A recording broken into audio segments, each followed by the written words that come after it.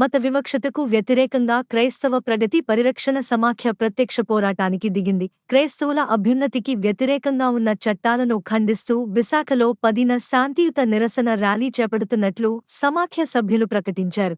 ఇది ఏ పార్టీకి, కులానికి సంబంధం లేదని, తమ సామాజిక వర్గానికి జరుగుతున్న అన్యాయానికి వ్యతిరేకంగా జరుగుతున్న శాంతియుత ర్యాలీ అని ప్రకటించారు. ఈ కార్యక్రమానికి ప్రజలు స్వచ్ఛందంగా తరలివచ్చి విజయవంతం చేయాలని విజ్ఞప్తి చేశారు. 1950వ సంవత్సరం అప్పటి రాష్ట్రపతి బాబు రాజేంద్ర ప్రసాద్ గారు మత వివక్షతో కూడిన ఒక ఆర్డర్ను పార్లమెంట్లో కాకుండా తనకున్న విశేష అధికారులతో పెట్టిన ఒక ఆర్డర్ వలన క్రైస్తవ మతానికి వారి స్వేచ్ఛకి ఆటంకం కలిగేలాగా ఆర్డర్ కలిగింది. అప్పటి నుండి దేశంలో క్రైస్తవులు బ్లాక్ డేగా 1950 బ్లాక్ డేగా దాన్ని నిరసన తెలియజేస్తున్నారు. అనంతరం కన్వర్షన్స్కి యాంటీ కన్వర్షన్ బిల్స్ రావడం 12 రాష్ట్రాల్లో, తర్వాత ఏపీలో అయితే లేకపోతే తెలుగు రాష్ట్రాల్లో ఎవరు యేసుప్రభుని ఎటువంటి బీసీ, ఎస్టీ, ఎస్సీ ఇతర కులాల వారు నమ్ముకున్నా వారికి కుల నిర్మూలన చేయడం జరుగుతుంది. సో క్యాస్ట్ ఐడెంటిటీ పోతుంది, అనగా సిటిజన్షిప్ వాల్యూసే పోతున్నాయి. కనుక నిరసనగా రేపు శనివారం, వచ్చే శనివారం 10వ తారీఖు ఆగస్టు 2024 విశాఖపట్నం జీవీఎంసీ ఎదురుగా ఉన్న గాంధీ బొమ్మ దగ్గర నిరసన స్థలం దగ్గర అక్కడ నిరసన ఏర్పాటు చేస్తూ కొంతసేపు ర్యాలీ చేయడం జరుగుతుంది.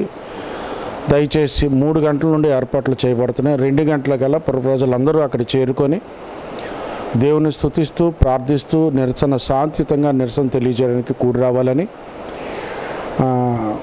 సుధాకర్ పాల్ గారు, జేమ్స్ కుంపట్ల, ఈశ్వర్ డానియల్ గారు, హనీ జాన్సన్ గారు ఈ ప్రోగ్రామ్ను ఆర్గనైజ్ చేస్తున్నాం. కనుక స్క్రీన్ మీద మా నెంబర్లు మీకు చూపించబడతాయి. ఎవరైనా ఇతర వివరాల కొరకు సంప్రదించవచ్చు. అలాగే డ్రెస్ కోడ్ ఉమెన్కి white dress and black chunni or scarf, మగవాళ్ళు పూర్తిగా బ్లాక్ డ్రెస్ వేసుకోవాలని కోరుతున్నాం. దయచేసి జ్ఞాపకం చేసుకోండి, ఇది స్వచ్ఛందంగా రావాల్సిన కార్యక్రమం. ఎవరో సొంత మినిస్ట్రీస్ కొరకు లేదా ఎవరో ఒక గ్రూపు డినామినేషన్ కొరకు, అది యావత్ భారతదేశ క్రైస్తవుల కొరకు స్వచ్ఛందంగా మేము కలిసి చేస్తున్నాం. కనుక అందరూ ప్రతి ఒక్కరూ ఆహ్వానాన్ని కొరకు, ప్రత్యేక ఆహ్వానం కొరకు ఎదురు చూడకుండా ఇదే ఆహ్వానంగా భావించి వచ్చి మీ యొక్క మద్దతును తెలియజేయాలని. ఇదేమీ ప్రభుత్వాలకు కానీ లేకపోతే ఏ పార్టీలకు కానీ మనం విమర్శించడం, దూషించే కార్యక్రమం కాదు. నిరసన చట్టాల మీద క్రైస్తవులకి వివక్షతో కూడిన చట్టాలు, ఆర్డర్సు, అట్లాగే కొన్ని అట్రాసిటీస్ని అడ్రస్ చేస్తూ నిరసన తెలియజేస్తున్నాం. దయచేసి అందరు రావాలని మనవి. Thank you. 12 దేశాల్లో యాంటీ కన్వర్షన్ చట్టాలు ఉన్నాయి. అక్కడ ఎవరైనా బైబిల్ పట్టుకొని ఎవరైనా ఇంటికి వెళ్ళినా, ఒకవేళ హాస్పిటల్కి వెళ్ళినా మత మార్పిడి కింద తప్పుడుగా ఉపయోగిస్తున్నారు.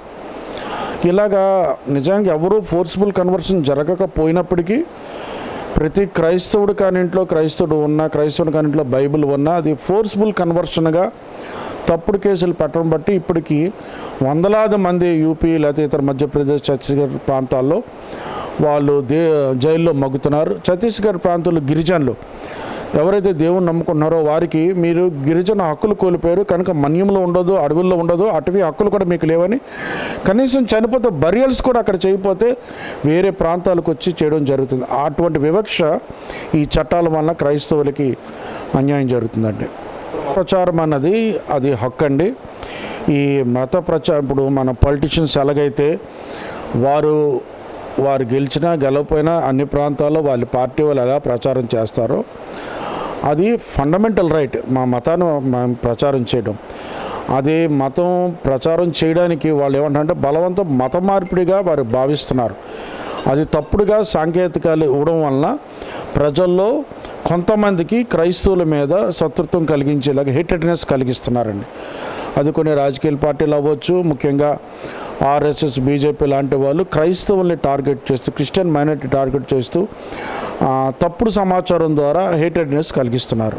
మేము ప్రస్తుతానికి చేస్తుంది ఏంటంటే ప్రజలందరూ సమాధానంగా, సంతోషంగా, సామరస్యంగా ఉండాలనే ఉద్దేశంతో ఏదైతే మత వివక్షతో కూడిన చట్టాలు ఉన్నాయో వాటి గురించి మేము నిరసన తెలియజేస్తున్నామండి. క్రైస్తవం మీద జరుగుతున్న ఈ దాడులన్నిటి విషయంలో కూడా నిరసన తెలియజేస్తున్నాం.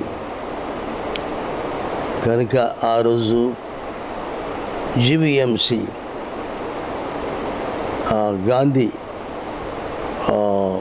బొమ్మ దగ్గర అక్కడ అందరూ కూడా మీట్ అవుతారు.